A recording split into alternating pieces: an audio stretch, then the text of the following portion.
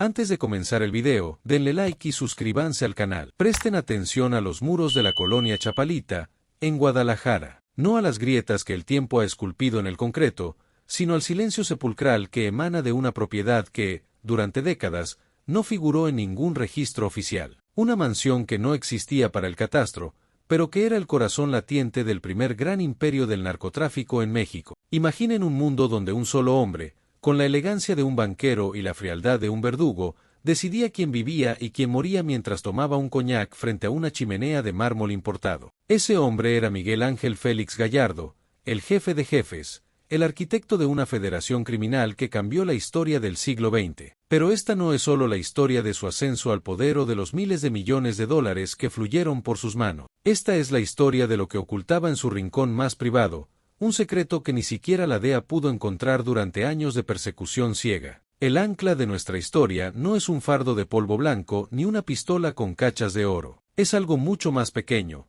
más íntimo y, por ende, más aterrador, un pequeño joyero de marfil, desgastado por el roce de dedos nerviosos, que fue hallado oculto en el doble fondo de un escritorio de caoba dentro de esta mansión olvidada. Ese objeto, aparentemente inofensivo, contenía la clave de una desaparición que el gobierno mexicano intentó borrar de los expedientes durante 3 décadas. Mientras el mundo miraba las noticias sobre el asesinato del agente Kiki Camarena, en las sombras de esta propiedad se libraba una batalla psicológica contra aquellos que se atrevieron a cruzar el umbral del imperio. Félix Gallardo no era el típico bandido de montaña. Era un ex policía, un hombre de modales refinados que vestía trajes de seda y se codeaba con la élite política y empresarial. Su mansión en Chapalita era el reflejo de esa dualidad.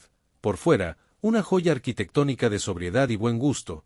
Por dentro, una red de túneles, cámaras de tortura psicológica y el centro de mando desde donde se coordinaba el envío de toneladas de cocaína hacia el norte. Pero, ¿qué ocurre cuando el orden absoluto que él impuso comienza a resquebrajarse desde el interior? ¿Qué pasa cuando una joven, vinculada accidentalmente a su círculo más íntimo, descubre que la opulencia de la mansión está construida sobre un cementerio de secreto? En este documental, nos sumergiremos en las entrañas de la Casa de los Espejos Negros, como la llamaban los pocos sirvientes que lograron salir de allí con vida. Analizaremos documentos desclasificados que revelan cómo esta propiedad fue el epicentro de una traición que ni siquiera el propio Félix Gallardo vio venir. Prepárense para un viaje a través de la psicología de un monstruo que se creía un dios, y de la única persona que, sin armas ni placas, logró dejar una huella que terminaría por derrumbar los muros de su fortaleza. Porque en el mundo del Dark History, los secretos más peligrosos no se guardan en cajas fuertes, sino en los recuerdos que se niegan a morir.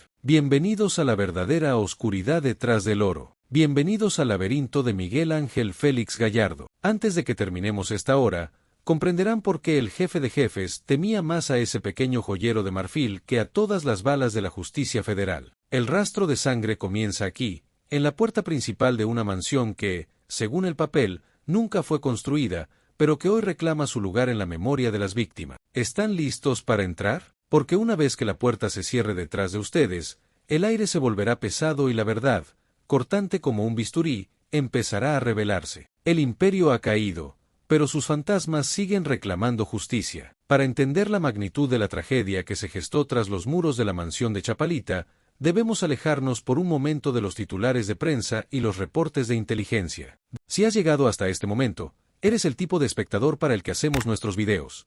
Dale like y suscríbete. Esto ayudará a que nuestro episodio llegue más lejos. Debemos mirar a través de los ojos de Elena Valenzuela, una mujer cuyo nombre ha sido borrado sistemáticamente de la historia oficial, pero cuya presencia late en cada rincón de esta narrativa. Elena no era una criminal, ni una política, ni una agente encubierta. Era, ante todo, una artista, una joven arquitecta de interiores, graduada con honores, que veía en el auge económico de la Guadalajara de los años 80 una oportunidad para dejar su huella en el mundo del diseño de vanguardia. A sus 28 años, Elena representaba la esperanza de una generación que creía que México estaba a punto de entrar en la modernidad absoluta. Sus cuadernos de bocetos, recuperados años después por su hermana en un desván olvidado, revelan a una mujer obsesionada con la luz y el orden. La arquitectura debe sanar, no aprisionar, escribió en una nota al margen de un plano de una residencia en Puerta de Hierro. Era una mujer de risa fácil, amante de la ópera y con una debilidad por las antigüedades. De hecho, fue su ojo clínico para los objetos con alma lo que la llevó, irónicamente, a su propia perdición. En el otoño de 1984, Elena recibió una oferta que cualquier profesional de su edad habría considerado el contrato de su vida. Un intermediario, un hombre de modales exquisitos y traje gris, que se presentó como representante de un importante consorcio de inversiones agrícolas, la contactó. El encargo era monumental: rediseñar las áreas privadas de una propiedad secreta en la colonia Chapalita. No había límite de presupuesto. La única condición era la discreción absoluta. Se le dijo que el dueño era un hombre de negocios extremadamente reservado, un filántropo que valoraba su privacidad por encima de todo. Elena, impulsada por la ambición profesional y la ingenuidad de quien nunca ha mirado al abismo, aceptó. Al cruzar por primera vez el umbral de la mansión, Elena se sintió transportada a un palacio europeo en pleno corazón de Jalisco. Los techos altos, las molduras bañadas en pan de oro y los suelos de mármol de Carrara hablaban de una riqueza que ella ni siquiera podía imaginar. Pero había algo extraño en la atmósfera. Los ventanales, aunque inmensos, estaban cubiertos por pesados cortinajes de terciopelo que impedían que la luz del sol penetrara del todo. El aire olía a una mezcla inquietante de cera para muebles, perfume francés costoso y algo metálico, casi imperceptible, que ella no lograba identificar. Su trabajo consistía en transformar el ala este de la mansión en un santuario personal para el señor. Durante las primeras semanas, Elena trabajó en soledad, escoltada siempre por hombres de mirada gélida que portaban auriculares y se comunicaban en susurro. Fue en este periodo cuando empezó a notar las inconsistencias del diseño original. Mientras medía las paredes para instalar nuevos paneles de madera de cedro, descubrió que los planos que le habían entregado no coincidían con la realidad física de la estructura. Había espacios muertos de casi 2 metros de ancho entre las habitaciones. Había conductos de ventilación que no llevaban a ninguna parte y escaleras que terminaban en muro ciego. Elena, en su diario, comenzó a documentar estas anomalías bajo el código El Laberinto. No lo hacía por sospecha criminal, sino por curiosidad profesional. Esta casa tiene 2 rostros, escribió una noche de noviembre. Uno que se muestra a las visitas y otro que parece estar diseñado para esconder lo que no se puede decir. Lo que ella no sabía era que cada una de sus anotaciones, cada una de sus mediciones, la acercaba más al centro de la tela de araña de Miguel Ángel Félix Gallardo. A medida que pasaban los días, el jefe de jefes comenzó a hacer apariciones esporádicas. No era el monstruo que los periódicos retratarían después. Se presentaba ante ella como un hombre culto, capaz de discutir sobre la calidad de un acabado de estuco o la historia de una pintura flamenca. Le regalaba cumplidos sutiles y observaba su trabajo con una intensidad que a Elena le provocaba escalofríos, aunque se obligaba a ignorarlo. Fue en una de esas tardes, mientras el sol se ponía y las sombras se alargaban en el gran salón, cuando Félix Gallardo le entregó el objeto que sellaría su destino, el pequeño joyero de marfil. «Restáurelo, señorita Valenzuela»,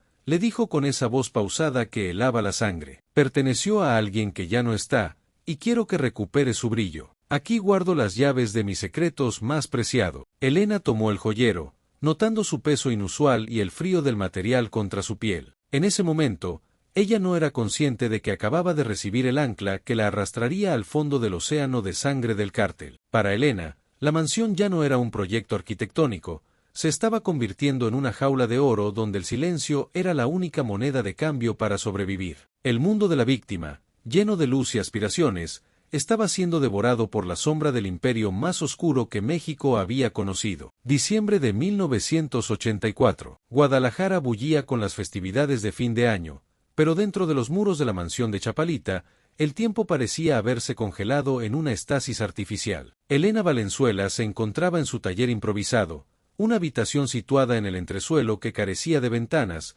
iluminada solo por la luz fría de unas lámparas halógenas. Frente a ella, sobre un paño de terciopelo azul, descansaba el ancla, el joyero de marfil. Su tarea oficial era restaurar la delicada talla de la tapa, que representaba una escena de casa medieval. Sin embargo, cuanto más observaba la pieza bajo la lupa, más se convencía de que aquel objeto ocultaba algo que no era simplemente valor material. Al limpiar las ranuras del marfil con un cepillo de cerdas suaves y una solución química especial, Elena notó una irregularidad en la base. El peso del joyero no era simétrico. Como arquitecta, su mente estaba entrenada para detectar la falta de equilibrio en las estructuras, por pequeñas que fueran. Al presionar una pequeña protuberancia en el tallado de un sabueso, escuchó un clic casi inaudible. Un compartimento secreto se deslizó hacia afuera. Dentro no había joyas, ni diamantes, ni monedas antiguas. Había un pequeño trozo de papel de seda, amarillento y quebradizo,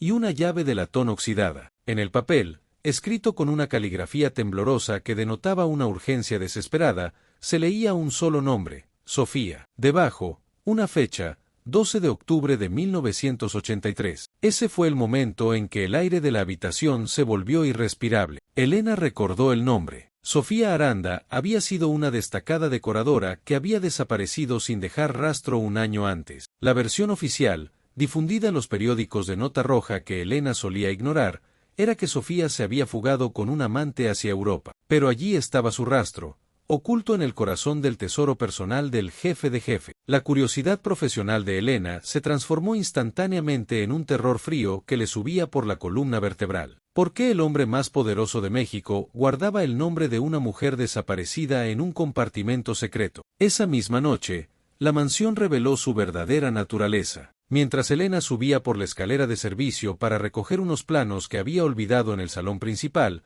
escuchó un sonido que no encajaba en la armonía de la casa. No era el crujido de la madera ni el zumbido del aire acondicionado. Era un golpe seco, rítmico, que provenía del interior de las paredes. Elena se detuvo, conteniendo la respiración. El sonido venía del espacio muerto que ella había identificado semanas atrás entre el comedor y la biblioteca. Puso la oreja contra el papel tapiz de seda italiana y lo escuchó claramente, un sollozo ahogado, seguido de un arrastrar de algo pesado sobre hormigón. El pánico la paralizó. Según los planos que le habían dado, detrás de esa pared no había nada más que soporte estructural. Pero sus mediciones previas no mentían, había un vacío de casi 3 metros de espesor. En ese instante, la puerta del salón se abrió de golpe. La figura de Miguel Ángel Félix Gallardo, recortada contra la luz del pasillo, parecía una sombra agigantada. No vestía su habitual traje de negocios, llevaba una bata de seda oscura y sostenía un vaso de cristal tallado. Su mirada,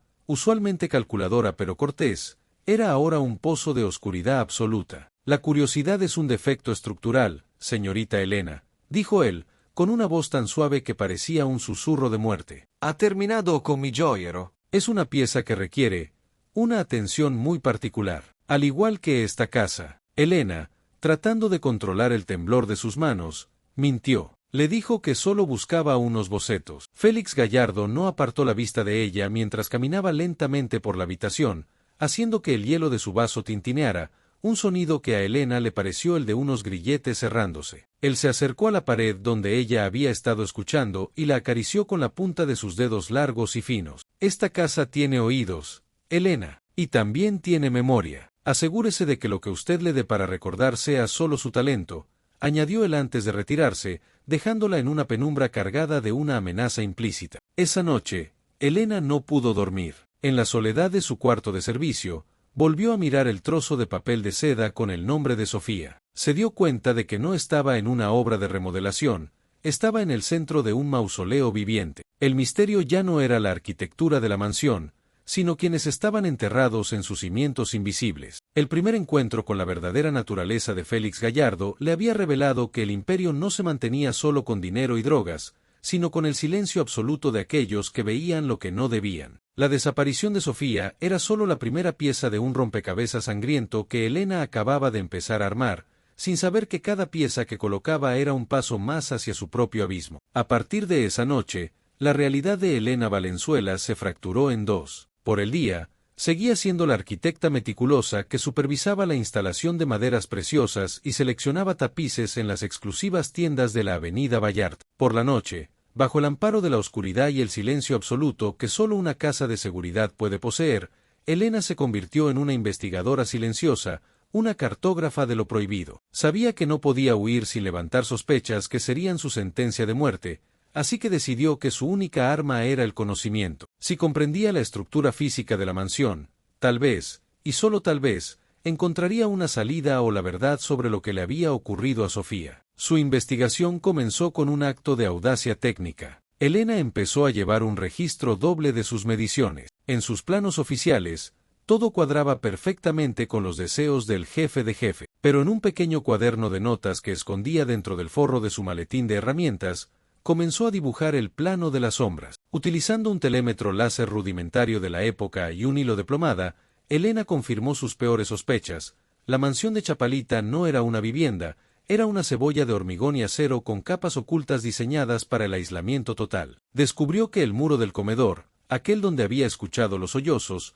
ocultaba una cámara de vacío acústico de aproximadamente 12 metros cuadrados. No había puertas visibles, ni picaportes, ni bisagras. Pero Elena, con su ojo entrenado, notó algo en el zoclo de madera de cedro que rodeaba la habitación, una pequeña hendidura, casi invisible, que coincidía exactamente con el grosor de la llave de latón que había encontrado en el joyero de marfil. El ancla no solo contenía un hombre, sino la herramienta física para entrar en las entrañas del imperio. Sin embargo, Elena sabía que no podía abrir esa puerta dentro de la mansión sin ser detectada por los guardias que patrullaban el perímetro exterior. Necesitaba contexto. En su único día libre, en lugar de visitar a su familia, Elena se dirigió a la Hemeroteca Pública de Guadalajara. Bajo la luz amarillenta de los archivos microfilmados, pasó horas buscando el nombre de Sofía Aranda. Lo que encontró le heló la sangre más que cualquier amenaza directa de Félix Gallardo. Sofía no era solo una decoradora, era la mujer que había diseñado la estructura original de la mansión de Chapalita 3 años atrás. Las fotos en los diarios mostraban a una mujer joven,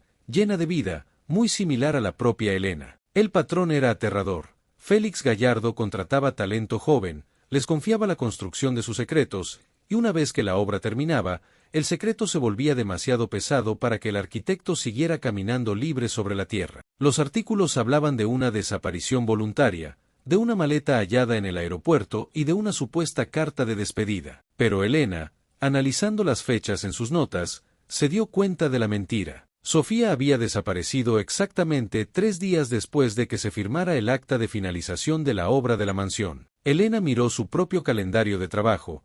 Le quedaban menos de 3 semanas para terminar la remodelación del ala este. El reloj de su propia vida había empezado a correr en reversa. De regreso en la mansión, la atmósfera se volvió asfixiante. Cada vez que Félix Gallardo entraba en una habitación, Elena sentía que el aire se agotaba. Él ya no solo hablaba de decoración, ahora le hacía preguntas personales, inquisitivas. ¿Tiene familia cerca, Elena? ¿Alguien sabe exactamente en qué está trabajando aquí? Eran preguntas que sonaban a inventario de riesgos. Ella respondía con evasivas ensayadas, manteniendo una máscara de profesionalismo mientras su mente gritaba. Una tarde, mientras inspeccionaba el sótano, oficialmente una cava de vinos de clase mundial, Elena encontró la prueba definitiva de la doble vida de la propiedad. Detrás de una estantería de botellas de Chateau Margaux, encontró un pequeño orificio de ventilación que no figuraba en ningún esquema de aire acondicionado. Al acercar el rostro, no olió el aroma a roble o vino, sino el olor acre de los productos químicos utilizados para procesar alcaloides y un rastro persistente de ozono, el olor que dejan las descargas eléctricas. La mansión de Chapalita no era solo un refugio de lujo, era un laboratorio de procesamiento y una sala de interrogatorios privada. Elena regresó a su taller, con el corazón martilleando contra sus costillas. Tomó el joyero de marfil y la llave de latón. Sabía que el tiempo de la observación había terminado. Si quería sobrevivir a la entrega de obra, tenía que usar esa llave para encontrar lo que Sofía había dejado atrás. Lo que no sabía era que, en ese mismo momento, desde una de las cámaras de seguridad ocultas tras los espejos unidireccionales de la estancia, los ojos de Miguel Ángel Félix Gallardo seguían cada uno de sus movimientos, esperando el momento exacto en que la curiosidad de la arquitecta la empujara finalmente al abismo del que nadie regresaba. La investigación había comenzado, pero el cazador ya estaba cerrando la trampa. La noche del 15 de enero de 1985, el aire en Guadalajara se sentía inusualmente pesado, como si la ciudad misma presagiara el colapso que se avecinaba. Dentro de la mansión de Chapalita, la tensión había alcanzado un punto de no retorno. Miguel Ángel Félix Gallardo, en un gesto que Elena Valenzuela interpretó de inmediato como una señal de peligro, la invitó a cenar en la biblioteca privada, una estancia revestida de maderas oscuras y ediciones de lujo que gritaban una sofisticación impostada. Ya no era el patrón distante, ahora era el anfitrión depredador, el hombre que utilizaba la palabra como un escalpelo para diseccionar la voluntad de sus interlocutores. La cena fue un despliegue de opulencia obscena, cristalería de baccarat, cubiertos de plata y un silencio roto solo por el sonido del viento golpeando las ventanas reforzadas. Félix Gallardo, sentado a la cabecera de una mesa desproporcionadamente larga, observaba a Elena con una calma que resultaba insultante. Tras un brindis con un vino que, según él, provenía de una cosecha privada en Francia, lanzó el primer anzuelo. Me han dicho mis hombres que la han visto muy interesada en los archivos de la ciudad, Elena, que su curiosidad por la historia de esta propiedad ha ido más allá de lo que requiere un simple plano de remodelación. Elena sintió que el corazón se le detenía, pero mantuvo la mirada. Sabía que cualquier parpadeo de miedo sería una confesión. Él continuó, con esa voz meliflua que ocultaba una violencia volcánica. Sé lo que está pensando. Sé que ha encontrado rastros de Sofía Aranda. Es inevitable. Los arquitectos dejan su alma en las paredes, y Sofía, bueno, Sofía era una mujer de un alma muy atribulada. Me temo que lo que usted ha escuchado o leído son las versiones distorsionadas de gente que no comprende la carga que conlleva el poder. Aquí es donde Félix Gallardo desplegó su gran mentira, la narrativa que había construido para justificar el vacío que dejaba tras de sí. Con una tristeza ensayada, le contó a Elena que Sofía no había desaparecido por su culpa, sino que la había protegido de sus propios demonios. Afirmó que Sofía era una mujer inestable, adicta a las sustancias que él mismo prohibía en su círculo íntimo, y que su partida había sido un acto de caridad financiado por él para que ella pudiera empezar de nuevo en el extranjero. Sofía encontró algo que no debía, Elena, no secretos criminales, como sugieren esos pasquines amarillistas, sino la soledad de un hombre que solo busca el orden para su país. Se obsesionó con las sombras de esta casa, al igual que usted lo está haciendo ahora. Y la obsesión, en este negocio, es una enfermedad mortal. La manipulación era magistral. Félix Gallardo no la estaba amenazando directamente con la muerte, sino con la locura. Intentaba hacerle creer que sus descubrimientos, el joyero, los ruidos en las paredes, los planos ocultos, eran producto de su imaginación sobreexcitada por el estrés del trabajo. Fue un ejercicio de gaslighting a escala monumental, ejecutado por el hombre que controlaba los hilos de todo un país. Pero Elena, mientras lo escuchaba, apretaba bajo la mesa el pequeño joyero de marfil que había llevado consigo, oculto en su regazo. Sus dedos acariciaban la base secreta, recordándole que la llave de latón era real, que el papel de seda con el nombre de Sofía era real y que el olor a ozono en el sótano no era una alucinación. Félix Gallardo se levantó y caminó hacia ella, deteniéndose justo detrás de su silla. Elena podía oler su perfume costoso, una fragancia de maderas y tabaco que ahora le resultaba nauseabunda. Él puso una mano sobre su hombro, la presión fue mínima, pero el peso se sintió como una losa de mármol. Le ofrezco algo que Sofía no supo aceptar, Elena, un lugar permanente en mi organización, no como una simple decoradora, sino como la arquitecta de mis futuros refugios, una vida de lujos que nadie en su familia ha soñado jamás. Solo tiene que dejar de buscar lo que no existe. Entrégueme el joyero que le di para restaurar. Entrégueme las dudas que guarda en ese cuaderno que esconde en su maletín. Sea parte del orden, no del caos. En ese momento, Elena comprendió la magnitud de su error. Él sabía lo del cuaderno. La vigilancia no había sido solo física, sino absoluta. El jefe de jefes estaba jugando con ella como un gato con un ratón herido, dándole la oportunidad de confesar antes de que el martillo cayera. La mentira del dueño no era solo sobre Sofía, era sobre la posibilidad de salida. Elena se dio cuenta de que no había una oferta de empleo, sino una oferta de cautiverio voluntario. Si aceptaba, se convertiría en otra pieza de la mansión, un secreto más emparedado en el hormigón. Si se negaba, su nombre sería el siguiente en un papel de seda oculto en un objeto de marfil. El joyero está casi terminado, señor, respondió Elena con una voz que le salió sorprendentemente firme. Solo falta un último ajuste en el mecanismo interno. Se lo entregaré mañana, junto con los planos finales del ala este. Félix Gallardo sonrió, una mueca fría que no llegó a sus ojos. Mañana será un gran día, entonces, el día en que todo quede, finalmente, en su lugar. Elena salió de la biblioteca escoltada por dos hombres armados hacia su habitación. Sabía que esa era su última noche de relativa libertad. La mentira de Félix Gallardo había fallado en convencerla, pero había tenido éxito en algo más aterrador. Le había confirmado que él era un monstruo que no dejaba cabos sueltos. El ancla de la historia, ese pequeño joyero, era ahora su única esperanza de escape o su sentencia definitiva. Mientras cerraba la puerta de su cuarto con llave, Elena escuchó de nuevo el golpe rítmico tras la pared. Pero esta vez, no sonaba a lamento, sonaba a una advertencia. La mañana siguiente a la cena con el jefe de jefes, el sol de Guadalajara emergió tras una bruma grisácea que parecía asfixiar la colonia chapalita. Elena Valenzuela se despertó con la sensación de tener un lazo invisible apretándose alrededor de su cuello. Sabía que cada uno de sus pasos estaba siendo cronometrado. Sin embargo, una chispa de esperanza se encendió cuando, al bajar al jardín para inspeccionar el avance de una pérgola, se encontró con don Manuel, el jardinero más antiguo de la propiedad. Era un hombre de manos nudosas y ojos que habían visto demasiado, alguien que siempre se mantenía al margen, fundiéndose con la vegetación como si fuera un arbusto más. Aprovechando que los guardias estaban distraídos con un relevo en la puerta principal,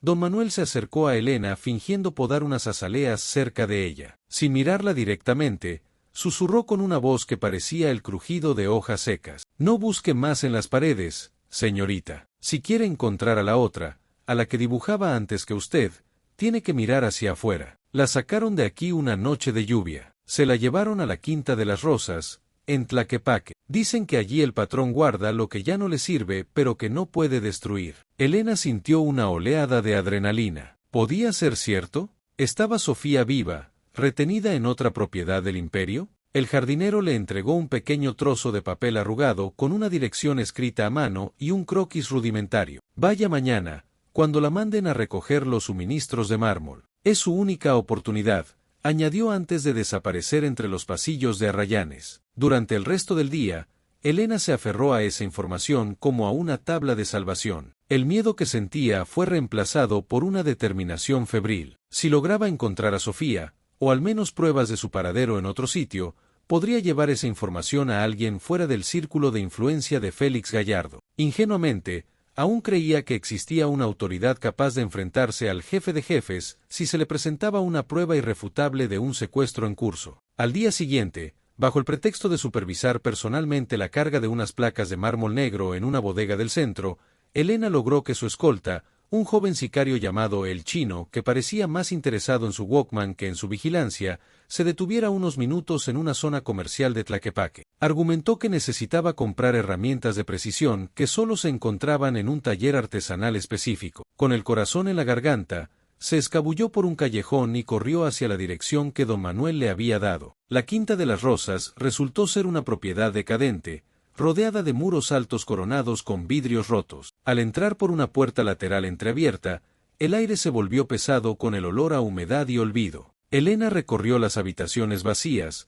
llamando a Sofía en susurros desesperado. Encontró restos de lo que parecía un estudio de diseño, lápices rotos, un tablero de dibujo volcado, y en una esquina, un pañuelo de seda con las iniciales S.A. Sus ojos se llenaron de lágrimas. Estaba cerca. Podía sentirlo. Pero la esperanza se transformó en horror en cuestión de segundos. Al fondo de un pasillo oscuro, encontró una celda improvisada. Al abrir la puerta, no encontró a una mujer, sino un proyector de diapositivas antiguo, encendido y apuntando a la pared. La imagen proyectada era una fotografía de la propia Elena, tomada apenas 2 días atrás mientras trabajaba en la mansión de Chapalita. Debajo de la foto, sobre una mesa de metal, descansaba un cuaderno idéntico al que ella escondía en su maletín, pero este estaba vacío, con una sola frase escrita en la primera página: el camino de la curiosidad siempre termina en el mismo lugar. De repente, una risa seca resonó en el edificio vacío. No era Félix Gallardo, era el Chino,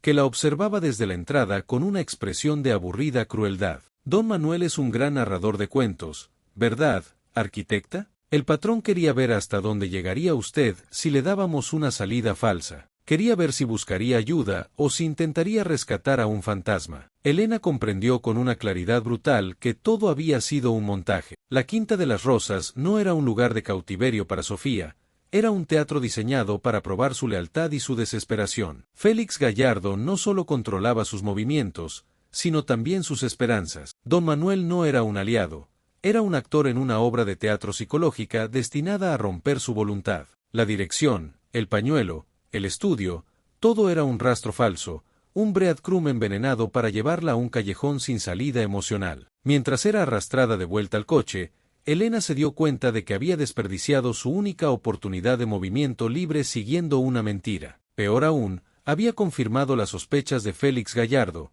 Ella estaba buscando activamente a Sofía. El regreso a la mansión de Chapalita fue un descenso al infierno. La ciudad de Guadalajara, con sus calles llenas de gente ajena a su tragedia, se desvanecía detrás de los cristales polarizados del vehículo. Al llegar, la mansión ya no parecía un palacio, sino una tumba que se cerraba sobre ella. Félix Gallardo la esperaba en el vestíbulo, sosteniendo el joyero de marfil con una mano y una copa de coñac con la otra. No dijo una palabra, simplemente la miró con una lástima infinita, como quien observa a un insecto que se ha golpeado demasiadas veces contra el cristal. El falso rastro la había dejado agotada, vulnerable y, lo más peligroso de todo, sin ninguna otra teoría a la cual aferrarse. El laberinto físico de la mansión seguía ahí, pero ahora el laberinto mental que él había construido a su alrededor era mucho más infranqueable. Estaba en un punto muerto, y el tiempo, como el oxígeno en una habitación sellada, se estaba acabando. 7 de febrero de 1985. Esa es la fecha en que el reloj del destino se detuvo para muchos,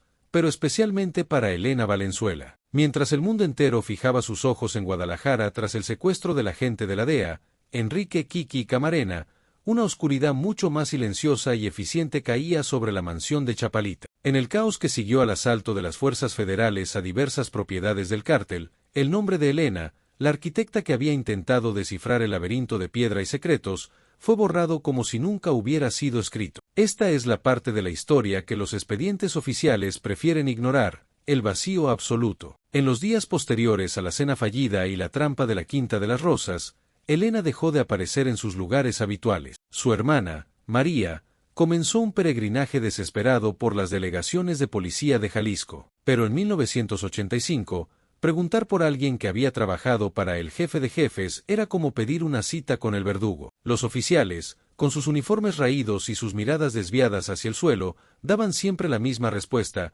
no hay registro de esa mujer, seguramente se fue con un novio al norte, no tenemos personal para buscar a personas que abandonan sus empleos voluntariamente. El expediente de Elena Valenzuela, que hoy podemos consultar en fragmentos rescatados de archivos municipales semiquemados, es el monumento más triste a la impunidad. Consiste en apenas 3 páginas, una denuncia por desaparición presentada por su familia, un informe de una sola carilla de un detective que afirma no haber encontrado rastro de ella en la dirección proporcionada, porque, oficialmente, la mansión de Chapalita no figuraba en el catastro, y una nota final, escrita a mano con una frialdad burocrática aterradora. Caso cerrado por falta de indicios de criminalidad. Probable abandono de hogar por motivos personales. Mientras tanto, la mansión misma se convirtió en un fantasma. En una operación nocturna que duró menos de 6 horas, camiones de mudanza sin identificación vaciaron la propiedad. Los muebles de diseño, los tapices de seda, las obras de arte y, presumiblemente, el contenido de las habitaciones ocultas, desaparecieron en la vasta red de bodegas que Félix Gallardo poseía en todo el país. La casa fue limpiada con una precisión quirúrgica. Se dice que los nuevos inquilinos, una familia de empresarios con conexiones políticas que servían de prestanombres, encontraron la propiedad impecable, con un olor a desinfectante industrial que quemaba las fosas nasales. No había rastros de sangre, no había planos olvidados, no había señales de lucha. El ancla de nuestra historia, el joyero de marfil, también entró en el limbo. Según los testimonios de un exguardia que habló bajo anonimato décadas después, Félix Gallardo se llevó personalmente el objeto en un maletín de cuero antes de huir hacia Mazatlán. La llave de latón, esa que Elena había descubierto y que abría los secretos de las paredes, quedó presuntamente destruida o perdida en el traslado. Con la desaparición física de la evidencia y el cierre oficial del caso, la historia de Elena Valenzuela entró en lo que los historiadores llamamos el olvido de Estado. Es aquí donde el documental se sumerge en la frustración más profunda. Para la justicia mexicana de la época, Elena simplemente dejó de existir. No hubo titulares para ella.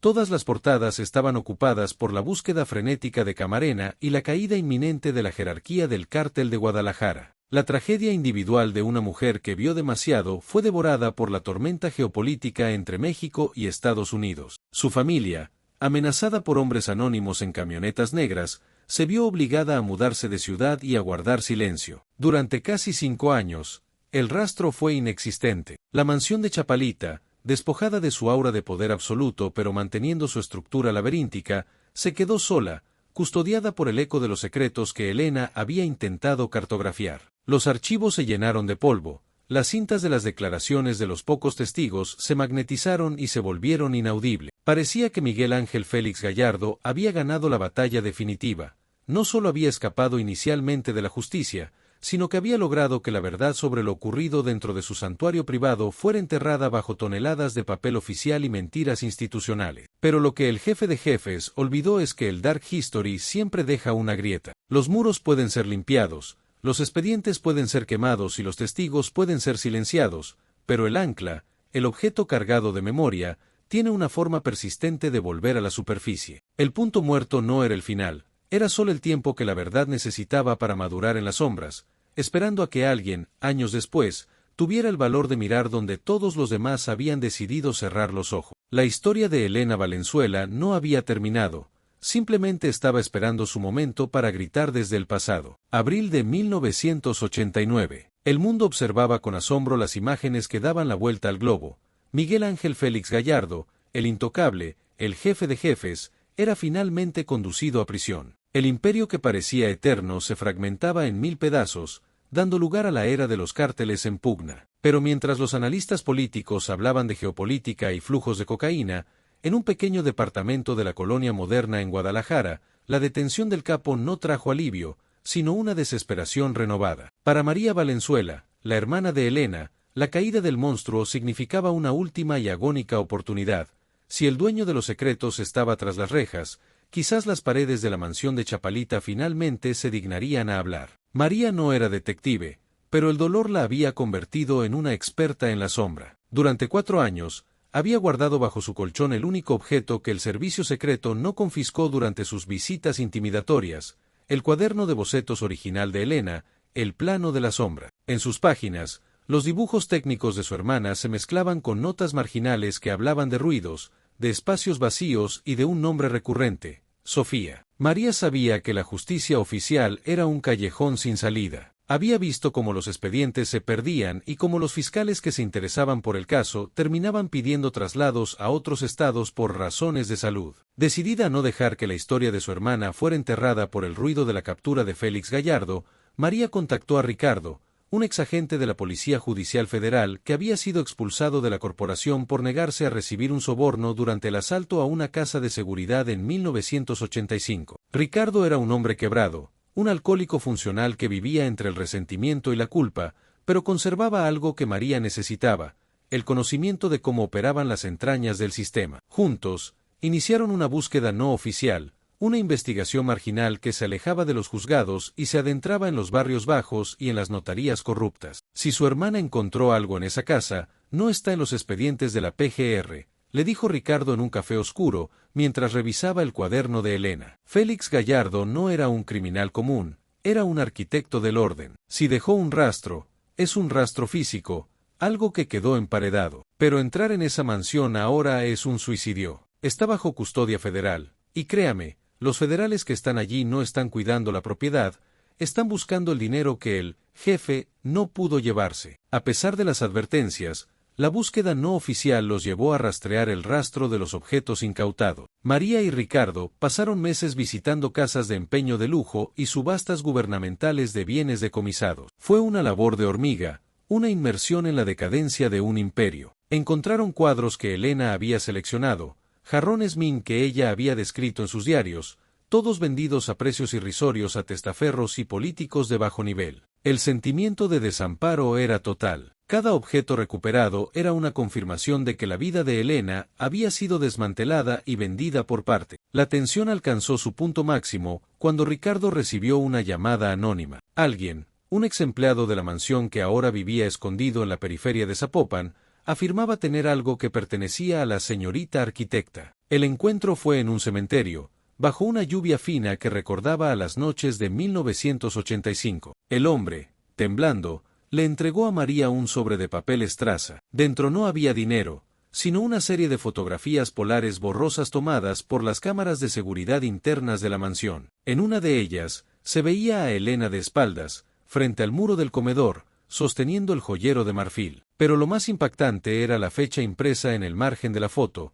10 de febrero de 1985, 3 días después de que la familia reportara su desaparición y de que la policía afirmara que no había registros de ella en la propiedad. La prueba era irrefutable. Elena había estado allí, prisionera o escondida, mientras la maquinaria del Estado fingía no encontrarla. Este hallazgo sumergió a María en un abismo de dudas. ¿Estaba Elena viva cuando la policía entró por primera vez a la mansión? ¿Fue la propia autoridad la que la entregó o la que decidió ignorar su presencia para no entorpecer sus acuerdos con el cártel? El desespero de no saber si su hermana murió a manos de un narco o por la negligencia criminal de un gobierno corrupto se volvió insoportable. Ricardo, viendo el dolor de María, comprendió que ya no podían seguir buscando en los márgenes. Tenían que volver al origen. Tenían que entrar en la mansión de Chapalita, ahora que el jefe de jefes estaba en Almoloya y sus guardias se habían dispersado. La búsqueda no oficial se convirtió en una obsesión por la justicia poética. María ya no buscaba a una persona viva,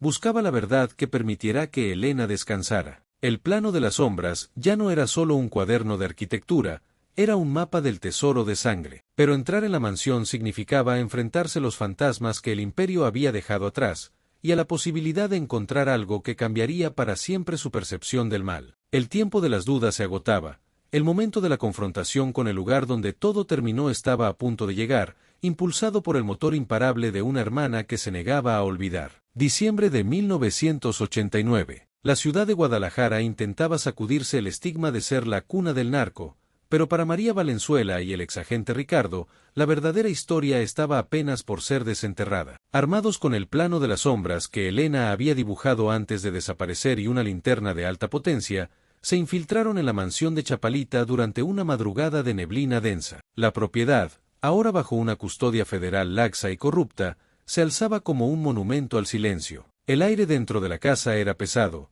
cargado de un polvo fino que parecía contener partículas de memoria. Siguiendo las anotaciones de Elena, se dirigieron al gran comedor. El suntuoso papel tapiz de seda italiana ahora colgaba en jirones, revelando el yeso grisáceo subyacente. Ricardo, con la precisión de quien ha buscado cámaras de tortura antes, comenzó a golpear el muro de cedro. Aquí, susurró. El sonido no era seco, era hueco, una nota discordante en la sinfonía de la estructura. María, temblando, sacó de su bolso el pequeño joyero de marfil. Lo había recuperado semanas atrás de una casa de empeño en la zona de Oblatos, donde un exguardia de la mansión lo había malbaratado por unos pocos pesos. El joyero estaba vacío, pero María recordaba las notas de su hermana.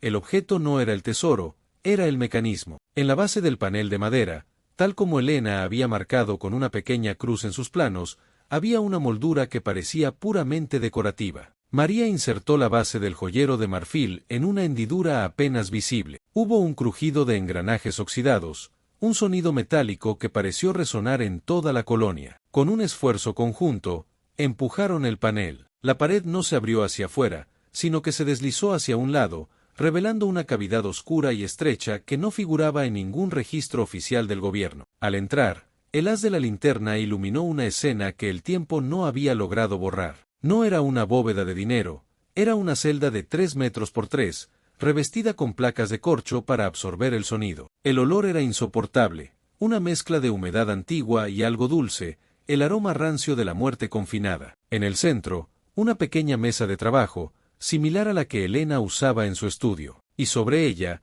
el ancla definitiva de nuestra historia, un segundo joyero, idéntico al de marfil, pero fabricado en ébano negro. Dentro del joyero de ébano, encontraron el Braxru que destruiría cualquier coartada oficial. No había joyas. Había una grabadora de mano, una Sony Pressman de 1985 y una serie de microcassettes etiquetados con la caligrafía clara y elegante de Elena. Junto a ellos, un objeto que heló la sangre de Ricardo, un encendedor de oro macizo con las iniciales MAFG grabado en relieve, el cual descansaba sobre un charco de sangre seca que el tiempo había vuelto de un color marrón negruzco. Ricardo presionó el botón de play. La cinta chirrió un segundo antes de que la voz de Elena llenara el pequeño habitáculo. Era una voz quebrada por el terror, pero con una lucidez arquitectónica impresionante. Es 12 de febrero de 1985. Sé que no saldré de aquí. Miguel Ángel ha estado aquí hace una hora. Me mostró lo que le hizo a Sofía.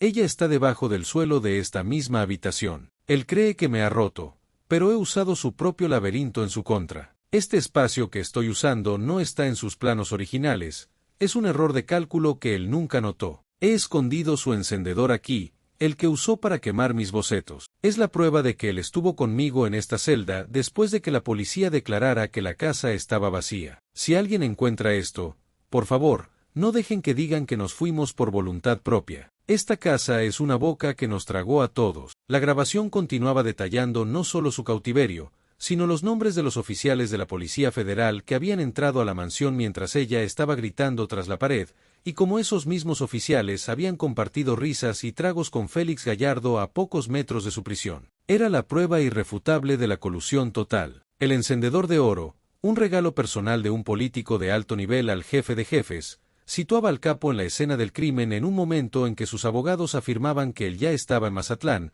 lejos de cualquier actividad violenta. María cayó de rodillas, abrazando el joyero de ébano contra su pecho. El hallazgo del ancla no solo rompía la mentira del abandono de hogar, sino que desenterraba la traición del Estado. Elena no había sido una víctima pasiva.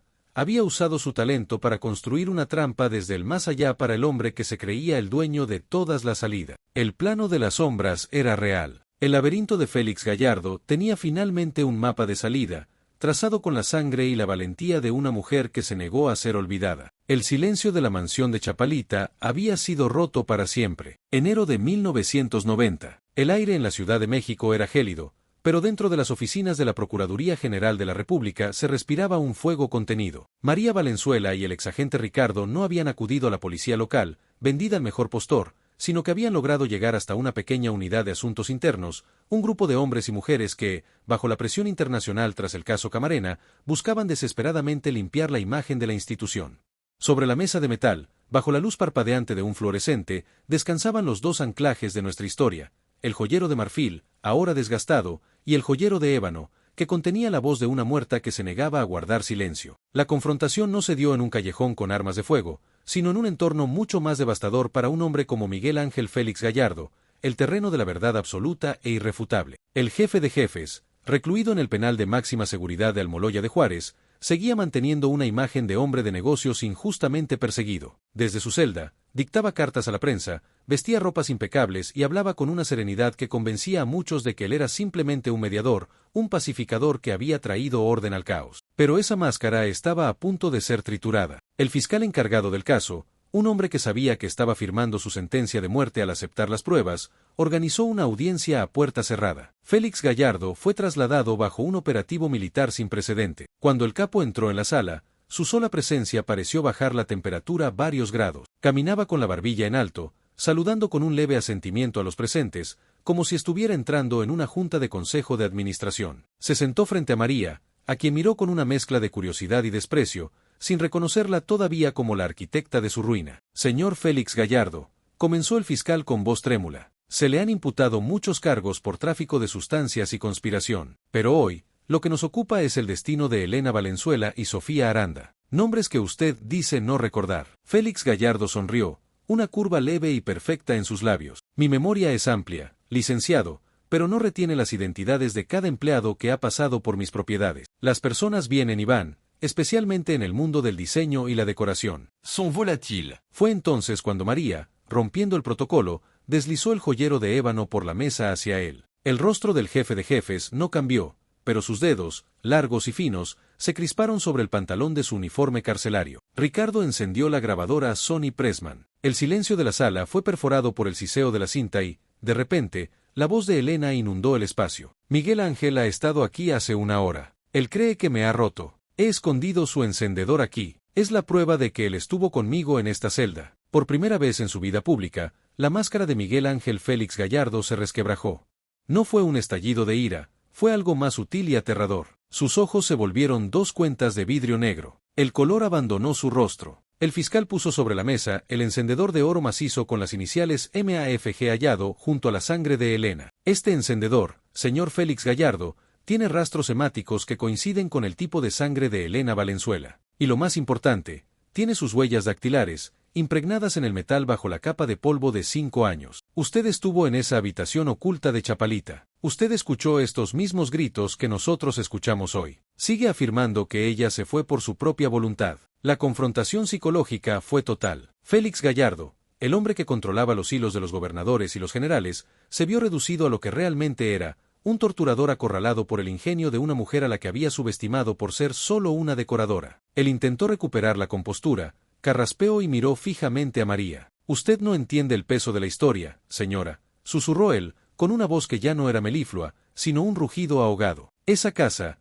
esas mujeres, eran parte de un orden necesario. El progreso exige sacrificios que mentes pequeñas como la suya no pueden procesar. «Mi hermana no era un sacrificio, Miguel Ángel», respondió María, con una calma que venía de años de luto acumulado. «Era la persona que diseñó la celda que hoy te va a condenar para siempre. Ella construyó el laberinto, pero fue ella quien te dejó encerrado en él». El abogado del capo intentó intervenir, gritando sobre la ilegalidad de las pruebas y la falta de custodia, pero el impacto estaba dado. El fiscal ordenó que la cinta se reprodujera de nuevo, esta vez centrándose en la parte donde Elena mencionaba a los agentes federales por sus nombres y números de placa. La confrontación ya no era solo contra un hombre, sino contra todo el sistema podrido que lo había protegido. En esa pequeña sala, el imperio de Félix Gallardo, basado en la invisibilidad de sus crímenes íntimos, se desmoronó. El jefe de jefes se dio cuenta de que podía comprar jueces y silenciar periódicos, pero no podía silenciar el eco de una voz grabada en el corazón de su propia mansión. La verdad, como una grieta en una represa, había comenzado a ceder, y el torrente de justicia que se avecinaba ya no tenía marcha atrás. La sala de interrogatorios de la prisión de Almoloya parecía haberse vuelto más pequeña. Tras la reproducción de las cintas de Elena Valenzuela, el aire se cargó de una electricidad estática, el tipo de tensión que precede a una tormenta devastadora. Miguel Ángel Félix Gallardo, el hombre que había rediseñado el mapa del crimen organizado en México, permaneció en silencio durante lo que parecieron horas. Sus ojos, antes gélidos y distantes, ahora escudriñaban el joyero de ébano sobre la mesa. No lo miraba con miedo, sino con una fascinación académica, como un arquitecto que finalmente comprende por qué un puente se ha desplomado. Ella era brillante, susurró finalmente, con una voz que apenas superaba el volumen de un pensamiento. Sofía era talentosa, pero Elena tenía una comprensión de los volúmenes y del silencio que yo mismo envidiaba. Esa habitación donde grabó esto, yo la diseñé para que fuera el vacío absoluto, un lugar donde el tiempo no existiera. Que ella encontrara la forma de convertir ese vacío en una cápsula del tiempo es, debo admitirlo, una obra maestra de la ingeniería emocional. El fiscal, viendo que el muro de negación empezaba a ceder bajo el peso de la arrogancia del propio criminal, presionó con suavidad. No buscaba un grito de culpa, sino la lógica del monstruo. ¿Por qué, Miguel Ángel? Tenía todo el dinero del mundo. Tenía el control de las fronteras, de los políticos, de las rutas. ¿Por qué asesinar a dos mujeres cuyo único crimen fue querer hacer bien su trabajo? Félix Gallardo levantó la vista. En ese momento, no era el jefe de jefes de los periódicos, era un demiurgo caído. Usted habla de crimen, yo hablo de arquitectura, respondió con una frialdad que congelaba el espíritu. Mi imperio no se basaba en la fuerza, sino en la invisibilidad. Una federación es tan fuerte como su secreto más débil. Sofía Aranda descubrió que la mansión de Chapalita no era una casa, sino un nodo de comunicaciones con el norte y el sur. Empezó a hacer preguntas sobre los cables de fibra óptica ocultos,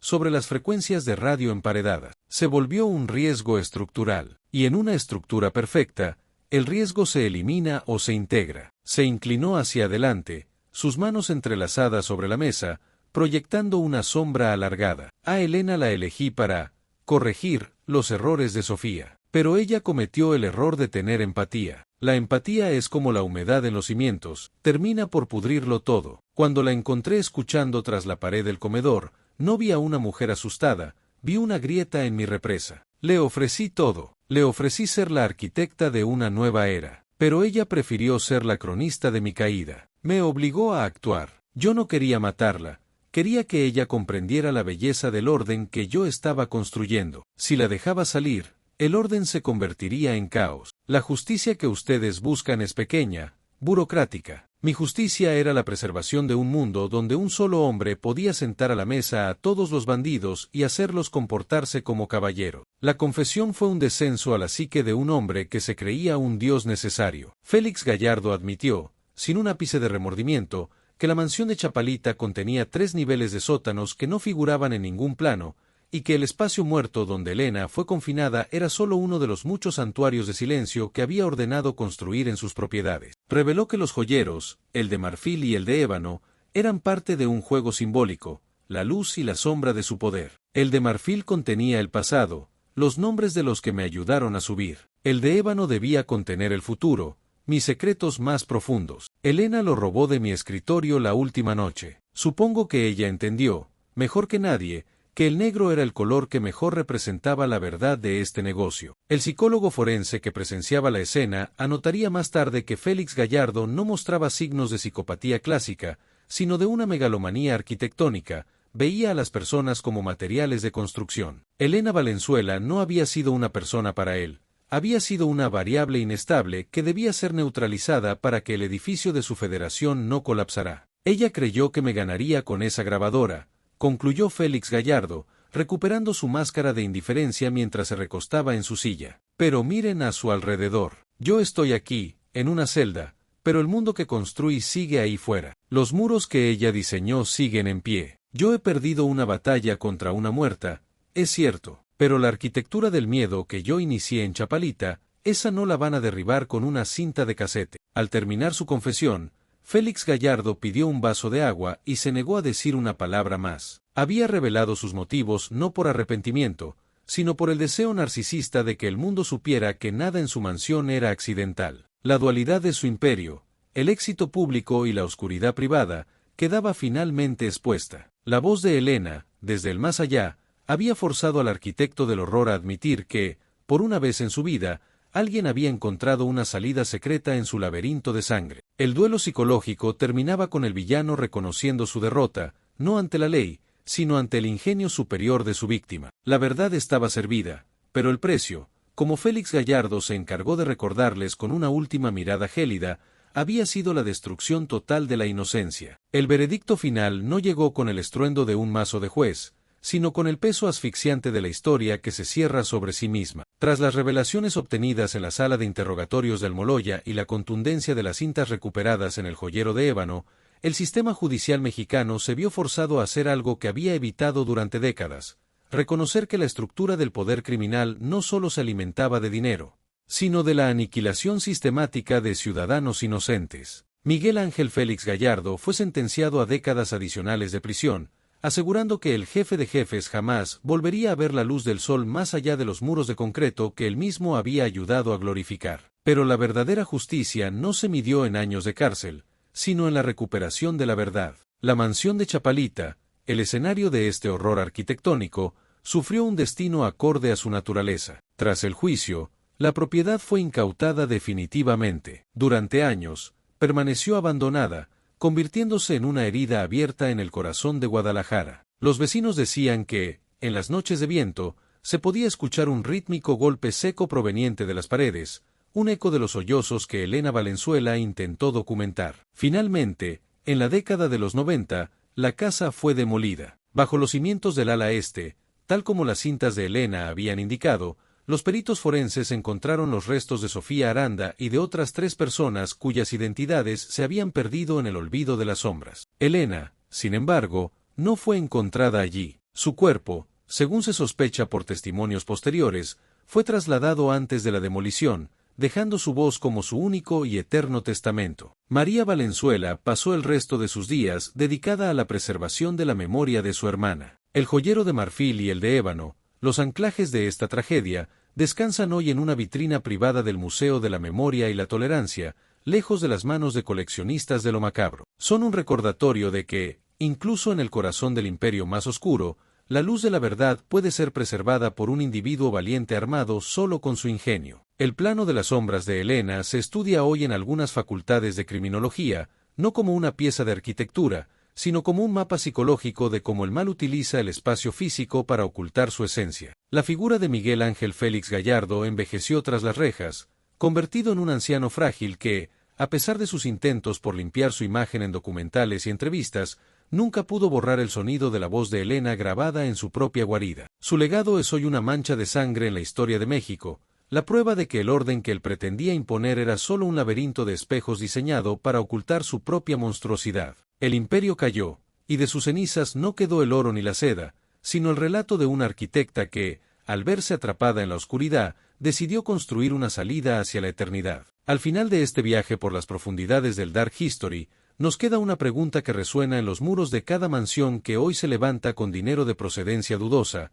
¿Cuántos secretos más están emparedados en el silencio de nuestras ciudades? La historia de la mansión de Chapalita nos enseña que el poder absoluto puede comprar el silencio de los vivos, pero nunca podrá silenciar el eco de las víctimas que, como Elena, deciden dejar un rastro de pan de oro en medio de las tinieblas. La cámara se aleja hoy de lo que fue el terreno de la colonia Chapalita. Ahora hay un parque donde los niños juegan y el sol baña el césped. No queda rastro del mármol de Carrara ni de los espejos negros. Pero si uno se acerca a la placa conmemorativa que María logró instalar en una esquina discreta, puede leer una cita que Elena escribió en la última página de su cuaderno, justo antes de ser llevada al espacio muerto. Las paredes no solo sostienen techos, sostienen verdades. Y las verdades, a diferencia del concreto, nunca se agrietan bajo el peso del olvido. La justicia es, a veces, un proceso lento y doloroso, pero es el único acorde que puede traer paz al caos de la historia. Félix Gallardo murió en vida dentro de su celda,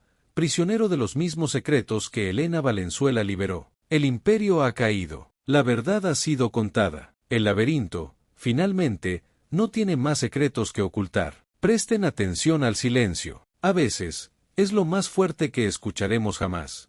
Si has llegado hasta este momento, eres el tipo de espectador para el que hacemos nuestros videos.